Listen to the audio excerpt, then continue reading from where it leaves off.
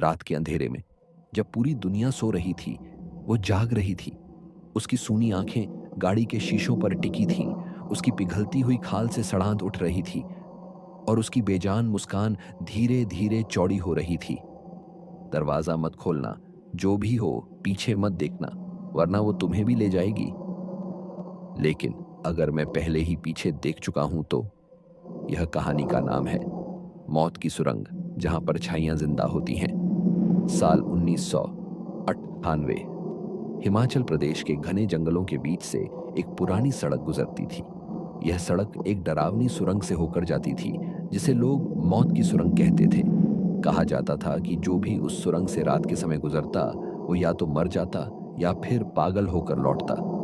रवि, सुमित, निखिल और कबीर, ये चार दोस्त दिल्ली से शिमला रोड ट्रिप पर निकले थे। भाई, हमें रात होने से पहले किसी होटल में रुक जाना चाहिए, कबीर ने गाड़ी चलाते हुए कहा। अरे डरपोक मत बन, ये सब मनगढ़ंत कहानियां हैं। सुरंग पार करके हम जल्दी पहुंच जाएंगे, रवि ने हंसते हुए जवाब दिया। अंधेरा गहराने लगा था। पेड़ों की टहनियां सड़कों पर फैल गई थीं, जैसे वो गाड़ी को रोकने की कोशिश कर रही हों। ठंडी हवा चल रही थी और जंगल से अजीब अजीब सी आवाजें आ रही थीं, मानो कोई धीरे धीरे फुसफुसा रहा हो। यहाँ अजीब सी बदबू आ रही है, कुछ तो गड़बड़ है, निखिल ने कहा। अबे तू भी ना, शायद कोई मरा हुआ जानवर होगा, सुमित ने हंसते हुए कहा। लेकिन वो नहीं जानते थे कि ये बदबू किसी मरे हुए जानवर की नहीं, बल्कि उन आत्माओं की थी जो वहां भटक रही थीं। कुछ ही मिनटों में उनकी गाड़ी सुरंग के पास पहुंच गई। सुरंग इतनी काली थी कि अंदर जाने पर कुछ भी दिखाई नहीं दे रहा था। लाइट ऑन कर, रवि ने कहा। जैसे ही कबीर ने गाड़ी की हेडलाइट ऑन की, सभी के मुंह से एक साथ चीख निकल गई। सामने एक औरत खड़ी थी, सफेद साड़ी में। उसका चेहरा जल चुका था और उसकी आंखें गहरी काली थीं, जैसे उसकी आंखों के अंदर एक गहरा अंधेरा भरा हो। गाड़ी अचानक बंद हो गई। ये ये क्या था? सुमित ने कांपते हुए कहा। औरत बिना हिले डुले खड़ी रही, लेकिन उसके होठों से खून की धार बह रही थी। अचानक वो जोर से चीख पड़ी और उसकी चीख से सुरंग की दीवारें हिलने लगीं। गाड़ी के शीशों पर खून की बूंदें गिरने लगीं। भाई, जल्दी से गाड़ी स्टार्ट कर, रवि चिल्लाया। लेकिन कबीर का हाथ हिल नहीं रहा था। ऐसा लग रहा था जैसे कोई अदृश्य ताकत उसे जकड़ चुकी हो। तभी अचानक वो औरत गाड़ी के ऊपर कूद गई।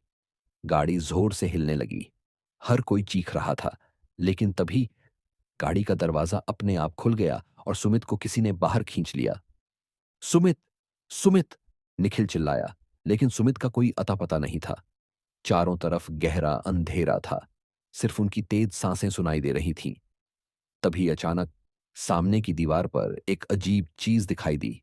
सुमित की परछाई। लेकिन परछाई अकेली नहीं थी। वहां और भी कई अजीब आकृतियां थीं। और फिर परछाई धीरे धीरे हिलने लगी। फिर वो आकृति कुछ बोलने लगी। बचाओ, मुझे बचाओ। ये सुमित की आवाज है, कबीर ने कहा। लेकिन तभी वो परछाई अचानक तड़पने लगी। उसकी गर्दन मुड़ गई और उसकी आंखें फट गईं। भागो! रवि चिल्लाया। वे जैसे तैसे गाड़ी स्टार्ट करने की कोशिश कर ही रहे थे कि वही औरत फिर से उनके सामने आ गई। इस बार उसका चेहरा और भी डरावना था। उसकी आंखों से खून निकल रहा था और उसके हाथों में इंसानी हड्डियां थीं। तुम यहां से जिंदा नहीं जा सकते। उसकी आवाज गहरी और खौफनाक थी। तभी अचानक गाड़ी की लाइट बंद हो गई। अंधेरा, सिर्फ अंधेरा। और फिर चीखें, सिर्फ चीखें। अगली सुबह कुछ लोग जब सुरंग के पास पहुंचे तो वहां कुछ भी नहीं था। गाड़ी भी नहीं, लोग भी नहीं। बस सड़क पर खून के धब्बे थे और एक पुराना नोट पड़ा था। जो इस सुरंग में एक बार आया वो लौटकर नहीं गया। कहा जाता है कि आज भी जो लोग रात में वहां से गुजरते हैं, वे अक्सर किसी को मदद के लिए पुकारते हुए सुनते हैं। और कभी कभी गाड़ी के शीशे पर किसी के हाथों के निशान दिखते हैं। अंधेरा घना हो चुका था। चारों तरफ खामोशी थी। लेकिन इस खामोशी में भी कुछ था। एक अजीब सी सनसनाहट, जैसे कोई छुप कर देख रहा हो। रवि, निखिल और कबीर बुरी तरह डरे हुए थे। गाड़ी अचानक बंद हो गई थी। सुमित कहीं गायब हो चुका था और सुरंग की दीवारों पर उनकी ही परछाइयां अलग अलग दिशा में घूम रही थीं। भाई, ये ये परछाइयां ऐसे क्यों हिल रही हैं? निखिल ने कांपते हुए कहा। ये हमारी परछाइयां नहीं हैं। कबीर की आवाज दहशत से कांप रही थी। तभी दीवारों पर एक और परछाई उभरी। ये सुमित की थी, लेकिन उसका सिर उसके शरीर से अलग था। सुमित की परछाई तड़पने लगी। उसके हाथ हवा में लहराने लगे, जैसे वो बचने की कोशिश कर रहा हो। बचाओ, मुझे बचाओ। लेकिन अचानक उसकी परछाई दीवार में समा गई और फिर सुरंग के अंदर से हजारों चीखें गूंजने लगीं। भागो! रवि चिल्लाया। वे गाड़ी छोड़कर सुरंग से बाहर भागने लगे, लेकिन जितना भागते, सुरंग उतनी ही लंबी होती जा रही थी। पीछे से एक अजीब सी आवाज आई, किसी के नाखून पत्थर पर घिसटने की आवाज।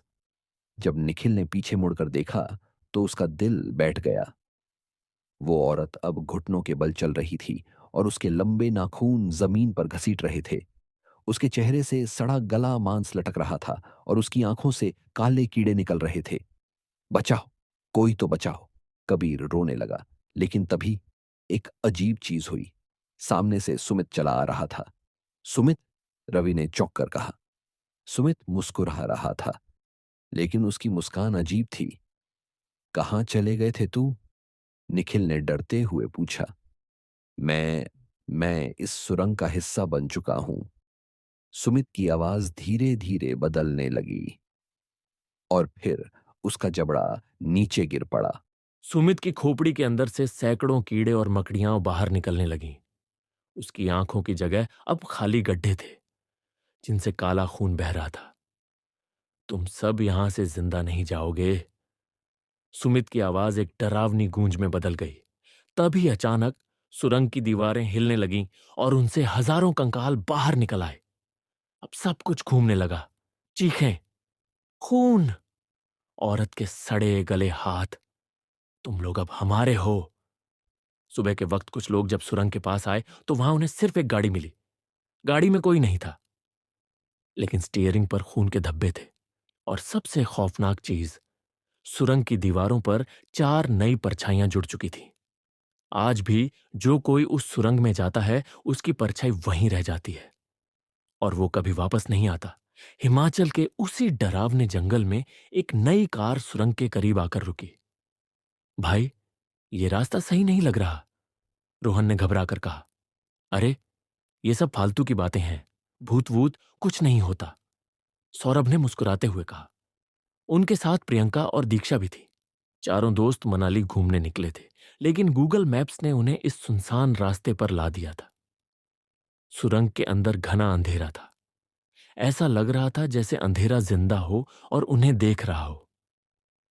चलो जल्दी निकलते हैं, प्रियंका ने कहा। जैसे ही गाड़ी सुरंग के अंदर पहुंची, उनकी हेडलाइट झपकने लगी। दीक्षा ने खिड़की से बाहर देखा। अजीब बात है, गाड़ी की लाइट्स अजीब तरह से चमक रही हैं। तभी उसे कुछ दिखा। सड़क के किनारे कोई खड़ा था, एक अजनबी आदमी, बिना हिले डुले खड़ा था। अरे, वहां कोई खड़ा है, दीक्षा ने चौंक कर कहा। सौरभ ने ध्यान से देखा। नहीं, वहां कोई नहीं है। लेकिन जैसे ही दीक्षा ने फिर देखा, वो आदमी अब गाड़ी के और करीब आ गया था। उसका चेहरा नहीं दिख रहा था, बस एक परछाई थी। और फिर उस परछाई ने धीरे से मुस्कुराया। प्रियंका चीख पड़ी, रोहन, गाड़ी मोड़ो। रोहन ने गाड़ी घुमाने की कोशिश की, लेकिन अचानक गाड़ी का इंजन बंद हो गया। चारों ने एक दूसरे को डर से देखा। तभी गाड़ी के शीशों पर खून के हाथों के निशान उभरने लगे और पीछे वो परछाई अब गाड़ी के अंदर थी। भगवान के लिए गाड़ी चालू कर, प्रियंका रोते हुए चिल्लाई। रोहन ने कांपते हुए गाड़ी स्टार्ट की और जैसे ही उसने एक्सीलरेटर दबाया, परछाई जोर से चिल्लाई, तुम भी अब हमारी तरह बन जाओगे। गाड़ी जोर से झटके के साथ आगे बढ़ी और सब कुछ हिलने लगा। दीक्षा ने पीछे मुड़कर देखा। सामने की सीट पर अब एक जला हुआ आदमी बैठा था। उसका चेहरा गल चुका था। उसकी आंखें ने नहीं थी, सिर्फ 2 खाली काले गड्ढे थे।